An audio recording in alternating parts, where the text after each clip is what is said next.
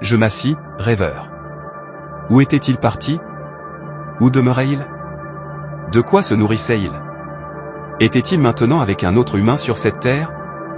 Ne pourrait-il pas se révéler à d'autres comme il l'avait fait avec moi? Quand il reviendra, il faudra que je le questionne et que je découvre, si c'est possible, d'autres secrets de son séjour sur terre. 2 présentations complémentaires du paradis. L'activité du jour avait pris fin. La soirée était agréable. Les étoiles commençaient à poindre dans le crépuscule, et j'attendais dans ma bibliothèque à l'heure convenue.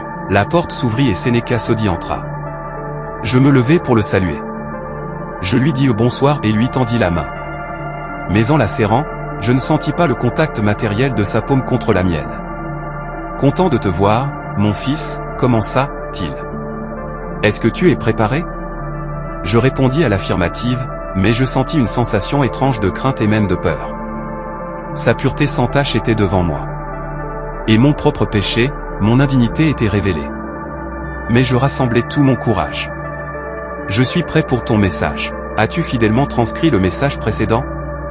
J'acquiesçai et lui montrai le manuscrit. Il le regarda rapidement avec satisfaction. « Tu peux maintenant écrire, dit-il. » Et il reprit son récit.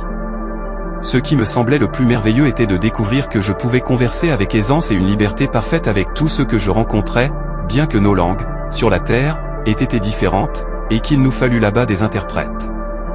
Mais je voyais maintenant que depuis l'instant où j'avais quitté le matériel pour le spirituel, je pouvais capter facilement la pensée de quiconque. Je lisais la pensée de chacun aussi rapidement que celui-ci pouvait la formuler. Il n'était pas nécessaire d'avoir quantité d'explications détaillées comme sur la terre. Si, en effet, un sujet était clair pour quelqu'un avec qui je parlais, il me semblait qu'immédiatement ce sujet devenait pareillement clair à mon esprit. Aussi ma surprise fut grande de découvrir à quelle vitesse je pouvais prendre connaissance du royaume spirituel. Et déjà une autre surprise m'attendait, celle de la profondeur de la vérité divine. Par exemple, beaucoup de choses que j'avais apprises dans les Saintes Écritures, quand j'étais dans mon corps, m'étaient maintenant ouvertes avec une profondeur et une signification que je n'avais jamais connues auparavant. Je ne pourrais pas mieux dire en comparant cela à la sédimentation des roches qui contiennent les métaux précieux, plus on atteint les couches profondes, plus précieux devient le minerai et plus pur est le métal. Je demandai à l'ancien qui était à côté de moi de m'expliquer cela. Sa réponse ne tarda pas. Il me dit en souriant, « Dieu ne donne jamais le meilleur qu'il ne puisse donner. Il a toujours plus en réserve. Tu découvriras plus tard que la vérité est insondable. » Je me vis alors comme un petit poisson venant tout juste d'être déversé, par l'embouchure d'un grand fleuve, dans un océan immense et sans limite, dont on ne verrait aucune plage et dont on ne sonderait aucun fond. Comment pourrais-je exprimer mes sentiments de joie à un mortel de chair et de sang? Il dépassait toute description. Mon esprit entier était transporté de bonheur. Je me trouvais dans le plus parfait ravissement de délices. Je demandai à l'ancien, qui semblait prendre beaucoup de plaisir à rester avec moi, comment je pouvais expliquer ce transport de joie qui augmentait constamment dans mon âme jusqu'à ce que je ressente le besoin d'exploser en cris de joie et en Alléluia. L'Esprit de Dieu est l'atmosphère du ciel, me dit-il. Sa joie devient la nôtre à une échelle bien plus grande que tout ce que nous avons jamais connu dans la chair. La grande joie que tu ressens maintenant est seulement un avant-goût de ce que tu ressentiras quand tu seras emmené à l'intérieur de la ville et jusqu'au trône. À ces mots, je me rappelai le passage de l'Écriture où le prophète dit « Tu me feras connaître le sentier de la vie. Il y a d'abondantes joies devant ta face, des délices éternelles à ta droite. » Psaume 16. Un sentiment permanent de joie de louange envahissait mon âme et demandait constamment de m'exprimer. Je voulais louer Dieu pour m'avoir amené à l'existence et plus encore pour m'avoir sauvé du péché, pour avoir changé mon cœur et m'avoir transporté dans sa gloire. Rien de ce qui est terrestre n'aurait pu m'être persuadé de retourner dans le monde. J'avais l'impression de rire à la pensée de la crainte de la mort, cette crainte qui n'appartient qu'à ceux qui ne se sont pas repentis et qui ne sont pas sauvés. L'ancien dont je découvris qu'il était Josué, oui, celui de l'Ancien Testament, et qui avait pris tant d'intérêt à m'accueillir dans ce pays céleste, me dit encore. Allons jusqu'à ce bosquet, là-bas, et asseyons-nous un instant. Alors que nous nous approchions de ces arbres, je remarquai qu'ils poussaient à côté d'un large fleuve, dont les eaux, pures comme du cristal, scintillaient d'une lumière dont je n'avais eu qu'une pâle idée sur la terre. Les arbres dépassaient en beauté tout ce que j'avais jamais vu. Leur port était si symétrique et si gracieux. Sans aucune branche morte ou fanée. Le parfum des feuilles était tel qu'il se répandait, c'est ce qui me fut dit dans tous les lieux du royaume de Dieu. J'avais d'ailleurs senti la puissance de ce parfum bien avant d'en découvrir l'origine. L'ancien m'invita à regarder de l'autre côté du fleuve. Aussi loin que le regard pouvait porter, je vis alors que des bosquets de ces arbres bordaient la rive. Et je vis de multitudes d'âmes rachetées, vêtues du blanc le plus pur. Toutes semblaient remplies du même esprit de louange que celui que j'avais senti sans discontinuer depuis l'instant où j'avais franchi les portails du royaume. À nouveau, l'ancien s'adressa à moi. Cueillons quelques-uns des fruits de ces arbres. Puis nous irons rejoindre la compagnie qui est là-bas. Eh bien, cela me ferait vraiment très plaisir, je n'ai rien mangé depuis que j'ai quitté mon corps. Et pourtant, je ne ressentais pas vraiment le besoin de manger. Ma faim était plutôt comparable à ce que j'avais souvent connu dans la chair, quand il me tardait d'entendre une bonne prédication de l'Évangile. « Quelle sorte de fruits préfères-tu » demanda mon guide. « Tu peux ici exercer ton choix des choses, tout comme tu le faisais sur la terre. Si tu te sens défaillant ou fatigué de n'avoir pas mangé depuis très longtemps, c'est celui-ci qu'il te faut. » Il me montra un fruit très joliment coloré qui ressemblait à une poire. « Comme tu peux le voir, reprit l'île, l'arbre au-dessus de toi porte 12 sortes de fruits. » Je proclamai, dans un sentiment de profonde louange.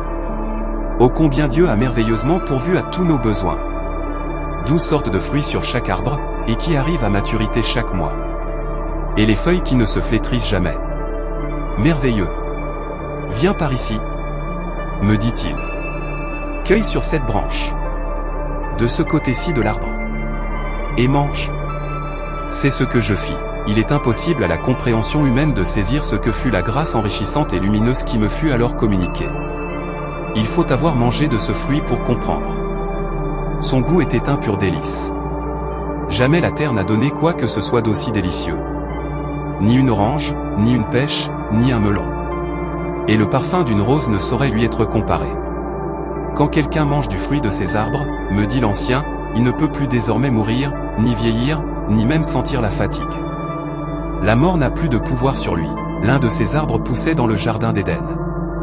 Après que nos premiers parents aient péché contre des Yéhus, il avait le désir de manger aussi de ce fruit. Mais Dieu leur dit non. S'ils en avaient mangé, ils auraient toujours vécu dans un état de péché et de mort.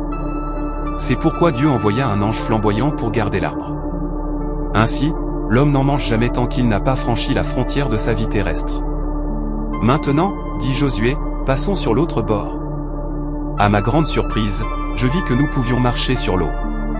Elle ressemblait à une mer de verre, tant elle était transparente. Et pourtant, elle coulait et roulait avec autant de beauté que le plus beau ruisseau que j'ai jamais vu sur terre. Je me souviens de la parole de Dieu car le prophète Ésaïe dit ceci. C'est là vraiment que l'Éternel est magnifique pour nous. Il nous tient lieu de fleuves, de vastes rivières, où ne pénètre point de navire à rame, et que ne traverse aucun grand vaisseau. Ésaïe 33 verset 21. Tandis que nous marchions sur l'eau, je demandai à Josué. Comment se fait-il qu'on ne s'en enfonce pas? Tu sembles avoir oublié que tu as laissé ton corps derrière toi, et que maintenant tu es prêt pour être revêtu d'un corps bien plus excellent que tout ce que tu as pu connaître. Ton esprit ne peut pas sombrer dans ces eaux. Tu découvriras bientôt que tu peux aller d'un endroit à un autre comme tu en as le désir, soit dans l'air, soit sur le sol ferme du domaine céleste. Mais dépêchons-nous, dit-il. Car j'étais enclin à m'attarder sur chaque nouveauté que je rencontrais. Il faut que je te présente à cette compagnie que tu vois là-bas. En marchant, je jetai un coup d'œil en amont et en avant du fleuve. Et je vis beaucoup d'autres esprits, arrivés encore après moi, qui se dirigeaient vers ce rassemblement de légions de rachetés.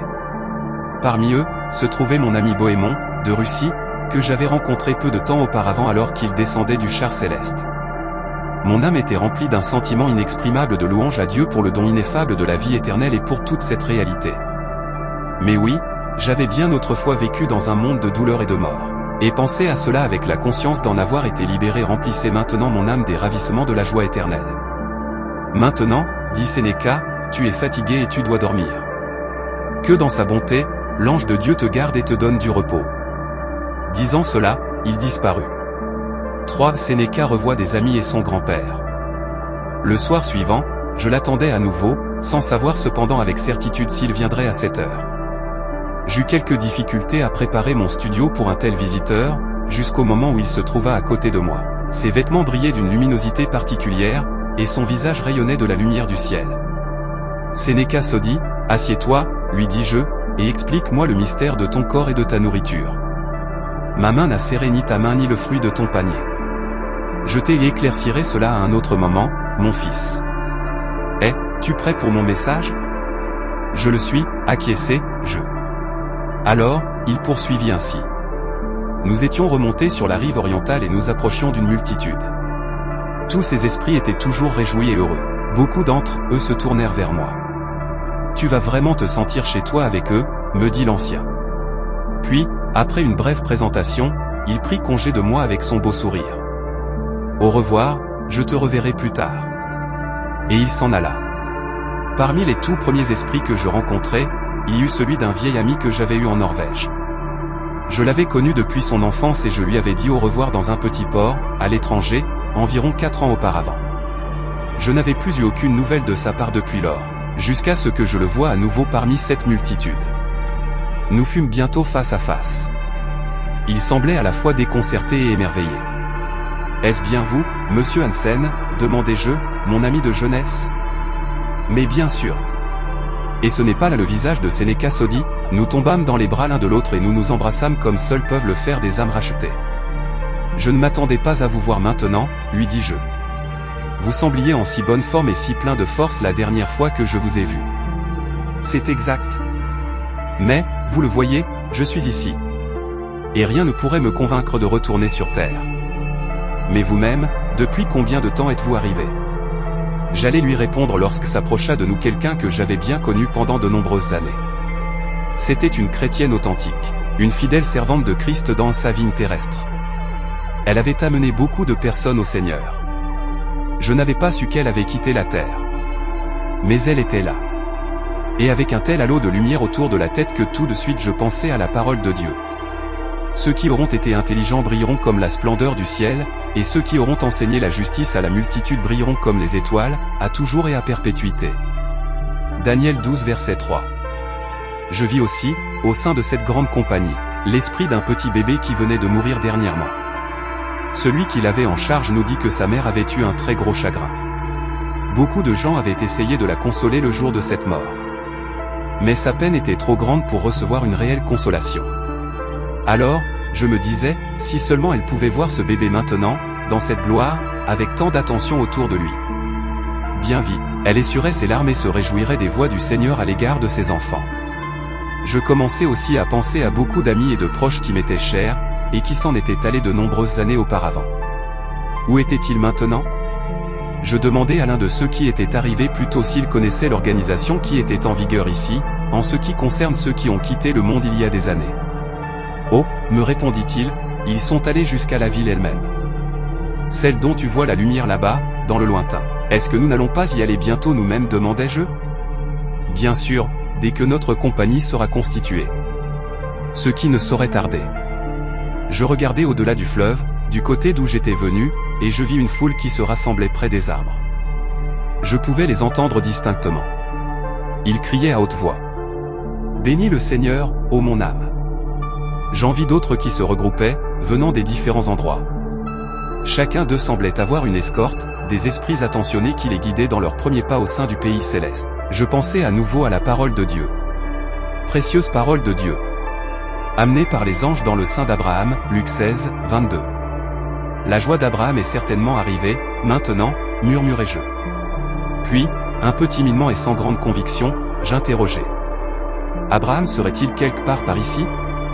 Il était là juste avant votre arrivée, me répondirent-ils. Mais il a été soudainement appelé dans la ville pour une mission importante. Car tout le monde ici est engagé dans un joyeux service pour le Seigneur. Tu peux être certain qu'il sera bientôt de retour ici, car c'est toujours lui ou l'un des anciens qui conduit ces foules, une fois rassemblés jusqu'aux portes de la ville. Nous tombâmes dans les bras l'un de l'autre et nous nous embrassâmes comme seuls peuvent le faire des âmes rachetées. Je ne m'attendais pas à vous voir maintenant, lui dis-je. Vous sembliez en si bonne forme et si plein de force la dernière fois que je vous ai vu. C'est exact. Mais, vous le voyez, je suis ici. Et rien ne pourrait me convaincre de retourner sur Terre. Mais vous-même, depuis combien de temps êtes-vous arrivé? J'allais lui répondre lorsque s'approcha de nous quelqu'un que j'avais bien connu pendant de nombreuses années. C'était une chrétienne authentique, une fidèle servante de Christ dans sa vie terrestre. Elle avait amené beaucoup de personnes au Seigneur. Je n'avais pas su qu'elle avait quitté la terre.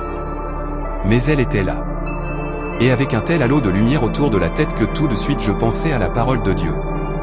Ceux qui auront été intelligents brilleront comme la splendeur du ciel, et ceux qui auront enseigné la justice à la multitude brilleront comme les étoiles, à toujours et à perpétuité. Daniel 12 verset 3. Je vis aussi, au sein de cette grande compagnie, l'esprit d'un petit bébé qui venait de mourir dernièrement. Celui qui l'avait en charge nous dit que sa mère avait eu un très gros chagrin. Beaucoup de gens avaient essayé de la consoler le jour de cette mort. Mais sa peine était trop grande pour recevoir une réelle consolation. Alors, je me disais, si seulement elle pouvait voir ce bébé maintenant, dans cette gloire, avec tant d'attention autour de lui. Bien vite, elle essuierait ses larmes et se réjouirait des voix du Seigneur à l'égard de ses enfants. Je commençais aussi à penser à beaucoup d'amis et de proches qui m'étaient chers, et qui s'en étaient allés de nombreuses années auparavant. Où étaient-ils maintenant? Je demandais à l'un de ceux qui étaient arrivés plus tôt s'il connaissait l'organisation qui était en vigueur ici, en ce qui concerne ceux qui ont quitté le monde il y a des années. N'oubliez pas de vous abonner, de laisser un pouce bleu et de partager la vidéo. Il me semblait maintenant être conscient que nous nous trouvions quelque part près de l'une des grandes portes d'entrée du monde céleste, là où sont amenées et accueillies toutes les âmes de certaines régions de la Terre. Depuis le moment précis où elle avait quitté mon corps, mon âme était l'objet d'une attraction constante et puissante dans la direction du trône de Dieu. Il m'avait semblé difficilement possible de rester sur Terre, même pour jeter un dernier regard aux choses terrestres, car je savais que j'étais passé des limites du temps à l'éternité sans limite. Je me demandais vraiment pourquoi je ressentais cette sensation et cette tendance étrange à bondir vers le haut. Je me sentis la liberté de demander à quelqu'un qui se trouvait près de moi s'il pouvait me donner une explication. Oh, nous ressentons tous la même chose, c'est la loi de la gravitation spirituelle. Elle attire tous les êtres qui ont été purifiés et rendus saints en direction de ce grand royaume où Dieu se trouve. Tu as souvent senti quelque chose de semblable quand tu étais encore dans la chair.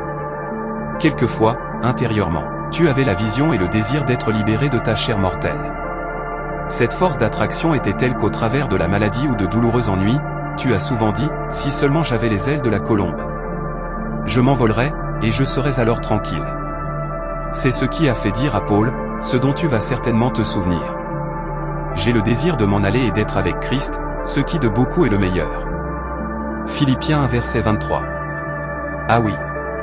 Je vois maintenant. Mais je suis sûr que ce n'est pas le cas de toutes les âmes, quand elles quittent leur corps sans aucune considération pour leur état moral ou spirituel. Certes non, dit mon ami. Il y a deux grands centres dans l'univers spirituel de Dieu. On peut les comparer à deux pôles d'un aimant avec lesquels tu as sans aucun doute été en relation pendant ton temps de mise à l'épreuve, le positif et le négatif. Toutes les âmes sont attirées vers l'un ou l'autre de ces deux pôles, en fonction de leurs conditions respectives. Le trône de Dieu est le grand centre de son royaume éternel de lumière. Vers lui sont attirés tous les esprits graciés, lavés dans le sang de Christ, dès l'instant où ils l'acceptent et sont nés de lui. Ceux-ci avec plus ou moins d'intensité consciente, selon qu'ils se sont soumis à sa sainte volonté et qu'ils ont été transformés à son image. Je comprends tout à fait ce que tu veux dire, répondis-je. Je connaissais cela dans ma vie terrestre et j'en ai souvent parlé autour de moi. Mais parle-moi un peu de ceux qui choisissent une vie de péché dans le monde. C'est tout juste l'opposé. Ils sont attirés par une force puissante vers le bas, en direction du gouffre de la mort éternelle, là où la mort régnera sans fin. Je vis à l'instant quelqu'un venir vers moi. Et je reconnus que c'était mon grand-père.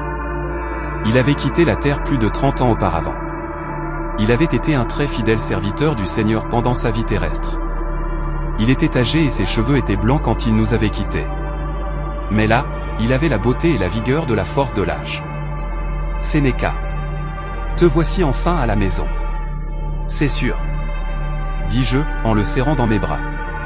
Nous nous embrassâmes d'un baiser fraternel comme la terre n'en avait jamais connu. Ces mots de bienvenue étaient si célestes. Tous deux, nous nous écriâmes. Bénis le Seigneur, ô mon âme. Il me posa de nombreuses questions sur notre famille, sur nos amis, et sur la condition de l'Église au sein de laquelle il avait l'habitude d'adorer Dieu. Il me demanda depuis combien de temps j'avais quitté la terre. Mais je me rendis vite compte que ces questions ressemblaient davantage à celles de l'un des anciens du ciel, quand il demandait aux disciples bien-aimés de Patmos. Ceux qui sont revêtus de robes blanches, qui sont-ils et d'où sont-ils venus? Apocalypse 7 verset 13 minutes. L'Ancien le savait mieux que Jean lui-même. Je découvris bien vite que grand-père avait une connaissance supérieure, même des choses terrestres qui s'étaient passées longtemps après son départ de la terre. Je me souviens alors, et avec quelle force, de ce que dit le Saint-Livre. Au sujet de l'ange qui parlait avec Jean, à Patmos, il est écrit qu'il dit ceci.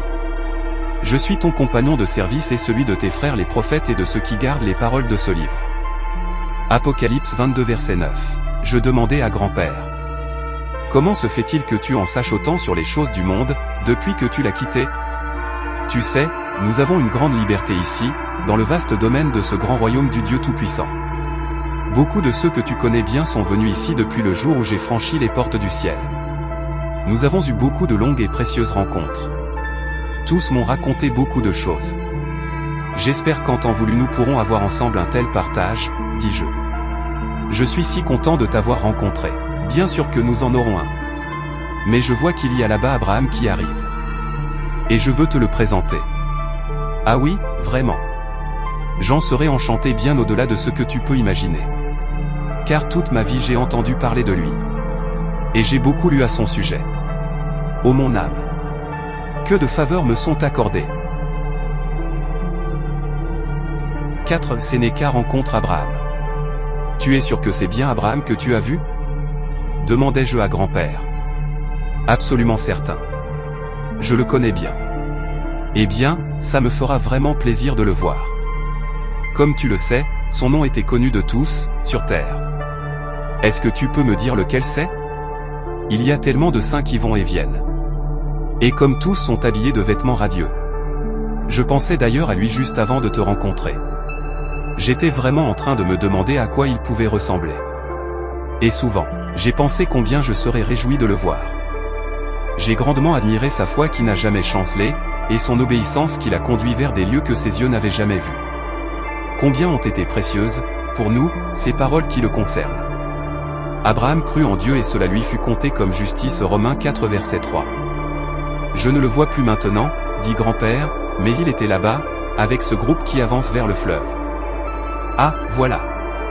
Il vient juste de changer de direction. Je vois qu'il est allé accueillir un groupe de nouveaux arrivants qui viennent de traverser le fleuve. Et je vois à ses gestes qu'il a l'intention de conduire cette compagnie jusqu'à la ville où ils seront présentés au Seigneur lui-même.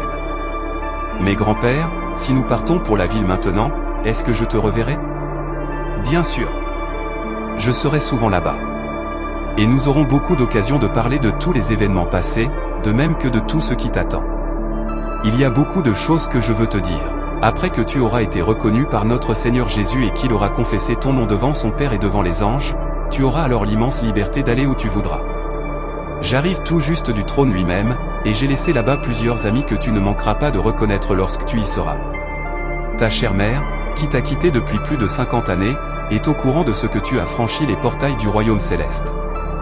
Elle serait bienvenue avec moi cette fois-ci car elle était impatiente de te voir. Mais elle a été retenue. Elle avait une tâche à accomplir pour son Seigneur. Sois certain qu'elle viendra à ta rencontre avant ton arrivée à la porte de la ville.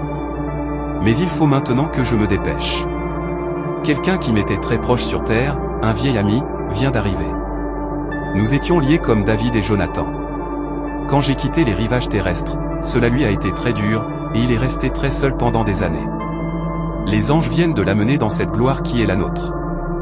Je vais aller lui souhaiter la bienvenue et le conduire jusqu'à cette compagnie. Il y a une activité inhabituelle près du trône aujourd'hui. Abraham t'en donnera l'explication quand tu le rencontreras. Il se présentera tout seul quand il viendra. J'espère revenir à temps pour être avec vous quand vous monterez vers la ville. Et agitant la main, il me dit au revoir. J'observais mon vieux grand-père. C'est ainsi que nous avions l'habitude de l'appeler sur terre. Il s'éloignait d'une démarche gracieuse, plutôt même sautillante comme celle d'un jeune homme. Il avait été vieux et décrépit. Mais maintenant, sa jeunesse était renouvelée comme celle de l'aigle, et chaque expression de son visage reflétait la joie. À cet instant, je me retournai. Et à ma grande joie, un homme des plus charmants s'approchait de moi. Il portait la marque d'un grand âge. Mais malgré cela, il avait une apparence jeune indescriptible. Il n'était pas comme les autres esprits que je voyais. Il ressemblait beaucoup à l'ancien que j'avais rencontré en premier. « Êtes-vous Abraham » demandai-je. « C'est moi. » Dans le sein d'Abraham, murmurai-je. Luc 16 verset 22. Je commençais à m'incliner devant lui. Un sentiment de crainte remplissait mon âme. « Relève-toi, mon fils. Nous sommes tous frères, ici. » Il me serra la main, et de l'autre, il m'attira contre lui pour me donner un baiser de bienvenue. Oh, l'amour et la joie qui débordèrent spontanément. Je criai un franc Alléluia et je répétais. Dans le sein d'Abraham. Tu te souviens de ce verset? S'étonna-t-il. Eh bien, tu réaliseras de mieux en mieux ce qu'il signifie. Mais qui est-ce, à côté de toi? Bohémond. Il vient tout juste également d'arriver de la terre. Il l'accueillit très cordialement. L'immense joie que vous ressentez maintenant, nous dit-il, a été mon partage pendant une centaine de générations terrestres. Un jour, je crois que je pourrai vous présenter à Lazare, celui dont notre Seigneur a dit, il fut transporté par les anges dans le sein d'Abraham. Je vois que vous venez d'arriver. Vous êtes très émerveillés et vous avez beaucoup de questions à poser au sujet de ce royaume céleste de notre Seigneur. Eh bien, pendant que nous parlerons quelques instants, rafraîchissons-nous donc. Buvons un peu de l'eau de ce fleuve de cristal. Il coule depuis le grand palais qui est là-haut vers le trône. Aimeriez-vous goûter cette eau? Bien sûr. Dis-je, j'ai chanté des cantiques qui concernent ce fleuve. Et j'ai également lu, dans les Écritures, le passage où l'ange le montre à Jean. Dans sa vision, Jean voit qu'il provient du trône de Dieu de l'agneau. Apocalypse 22 verset 1. Abraham s'avança jusqu'au bord, et il puisa avec une coupe en or qu'il remplit à mon intention. Puis il fit de même pour Bohémond. Buvez à ce fleuve, mes fils, et vous n'aurez plus jamais soif.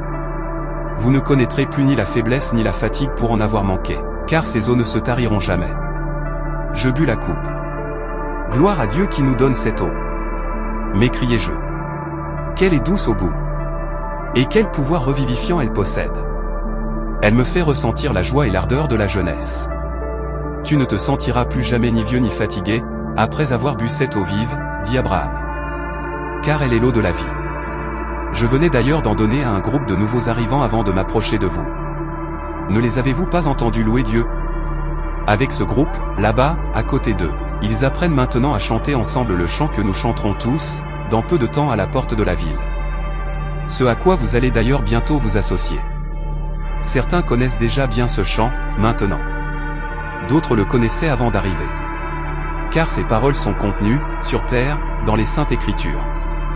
Dieu en a donné la révélation afin qu'il soit bien connu de tous. Te souviens-tu de ce chant? S'il te plaît, est-ce que tu pourrais me le répéter, afin que je sache duquel tu parles? Jean fut ravi en esprit et il en entendit les paroles, reprit-il. Il a écrit. J'entendis dans le ciel comme la voix forte d'une foule nombreuse qui disait. Alléluia! Le salut, la gloire, et la puissance sont à notre Dieu, parce que ses jugements sont véritables et justes, car il a jugé la grande prostituée qui corrompait la terre par son impudicité, et il a vengé le sang de ses serviteurs en le redemandant de sa main. Et ils dirent une seconde fois, Alléluia. Et sa fumée monte au siècle des siècles. Et les 24 vieillards et les 4 êtres vivants se prosternèrent et adorèrent Dieu assis sur le trône, en disant, Amen. Alléluia. Et une voix sortit du trône, disant, Louez notre Dieu, vous tous ses serviteurs, vous qui le craignez, petits et grands. Et j'entendis comme une voix d'une foule nombreuse, comme un bruit de grandes eaux, et comme un bruit de fort tonnerre, disant, Alléluia. Car le Seigneur notre Dieu Tout-Puissant est entré dans son règne. Réjouissons-nous et soyons dans l'allégresse, et donnons-lui gloire, car les noces de l'agneau sont venues, et son épouse s'est préparée. Apocalypse 19 versets 1 à 7. Ah oui. Je me rappelle très bien de ce chant. Je peux maintenant me joindre à eux pour le chanter. Père Abraham, demandai-je, ne va-t-on pas bientôt aller vers le trône? J'ai un tel désir de voir mon Seigneur Jésus. Je l'ai tant aimé ces dernières années. Et puis, j'ai aussi beaucoup de bien-aimés qui nous avaient quittés, et je suis sûr qu'ils se trouvent près du trône. Tes désirs, mon fils, seront pleinement satisfaits. La patience que tu as apprise sur terre t'est d'un grand secours, ici. J'espère que tu découvriras cette vérité apaisante dans toutes les voies de Dieu. Je dis alors de toute mon âme. Oh oui, que ta volonté soit faite. Tu verras bientôt le roi dans sa beauté. Et probablement, certains de ceux qui te connaissent le mieux vont venir nous rencontrer quand nous serons en route vers les portes de la ville. Car ils savent certainement que tu es ici. Dès que notre compagnie sera complète, nous partirons. 12 légions forment une compagnie, et tu vois qu'elles se rassemblent en venant de toutes les directions. Regarde là-bas, en aval du fleuve. Tu vois, une autre compagnie va bientôt être complète. Regarde maintenant de l'autre côté, remonte le fleuve, tu en vois une autre. Les guides qui les accueillent savent très vite à quelle compagnie chacun appartient et où est sa place. Certains se sont très peu préparés pour cette gloire avant de quitter le monde. Maintenant, la lumière est trop forte pour eux. Comme tu le vois, ils se retirent à l'arrière et se contentent de rester parmi les arbres. Ils attendent d'être davantage préparés, grâce à l'usage des feuilles merveilleuses de ces arbres. Mais toutes ces compagnies que tu vois seront bientôt rassemblées aux portes de la ville. C'est tout pour cette deuxième partie. Avant d'entamer la troisième partie, n'oubliez pas de laisser vos commentaires sur vos impressions et de partager cette expérience avec vos proches. Dans la prochaine vidéo, nous verrons le déplacement de Seneca Sodi jusqu'au trône de Dieu. Restez connectés, abonnez-vous si ce n'est pas déjà fait, et préparez-vous à découvrir ce monde merveilleux. À très bientôt dans la partie 3 de ce témoignage captivante.